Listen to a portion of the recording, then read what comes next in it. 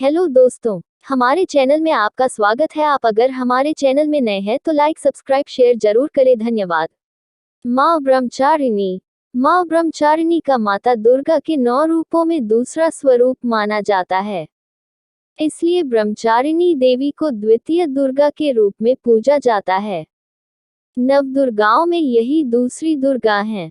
इस स्वरूप में माता ने भगवान शिव को पति के रूप में पाने के लिए बिना अन्न और जल के 5000 वर्षों तक घोर तपस्या की, जिसके कारण माता के इस स्वरूप को ब्रह्मचारिणी कहा जाता है। नवरात्रि का दूसरा दिन। देवी पुराण के अनुसार ब्रह्मचारिणी माता सदैव तपस्या में लीन देवी हैं, जिसकी वजह से उनके तप तेज की तीव्रता बढ़ गई और ये गौर वर्ण की हो गई। शब्द विग्रह। ब्रह्मा का अर्थ है तपस्या, एक स्वयंभू आत्मा, पूर्ण वास्तविक और शुद्ध ज्ञान।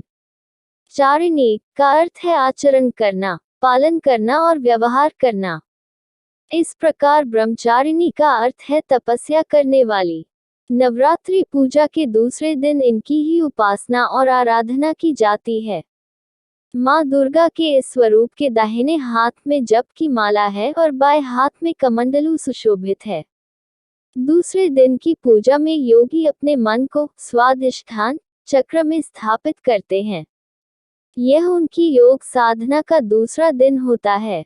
इसके सिद्ध होने से जल तत्व का पूर्ण ज्ञान प्राप्त होता है। ब्रह्मचारिणी का मंत्र। या देवी सर्वभूतेषु मां ब्रह्मचारिणी रूपेण संस्थिता। नमस्तस्यै नमस्तस्यै नमस्तस्यै नमो नमः।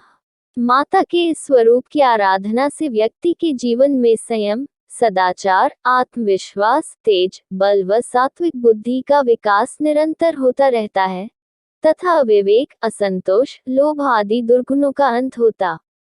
जीवन में उत्साह, धैर्य व साहस में बढ़ोतरी होती है। व्यक्ति अपने कर्मों के प्रति ईमानदार और सजग हो जाता है।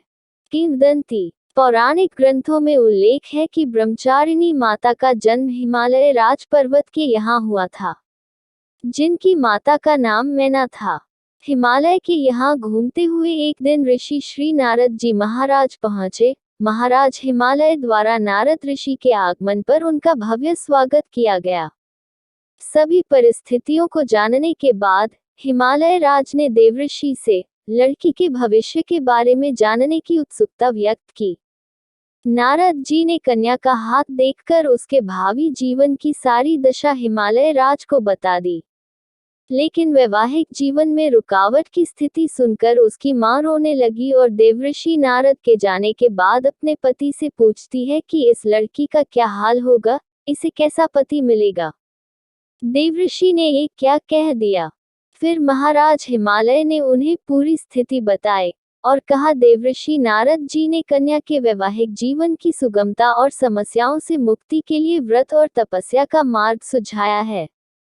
नारद जी के सुझाए अनुसार कन्या ने व्रत और तपस्या प्रारंभ किया और उसमें लीन हो हजारों वर्षों तक कठोर तपस्या की, जिसका वर्णन गोस्वामी तुलसीदास ने श्री रामचरितमानस में इस प्रकार किया है। कछु दिन भोजन वारी बतासा, कीन कछुक दिन कठिन उपवासा। यानी इतनी कठोर तपस्या और उपवास के कारण भगवान ब्रह्मा को देव समुदाय के साथ खुश होकर जाना पड़ा, जिसमें ब्रह्मा जी ने शिव को पति रूप में पाने का वरदान दिया, जिससे उन्हें पति के रूप में अविनाशी भगवान शिव की प्राप्ति हुई।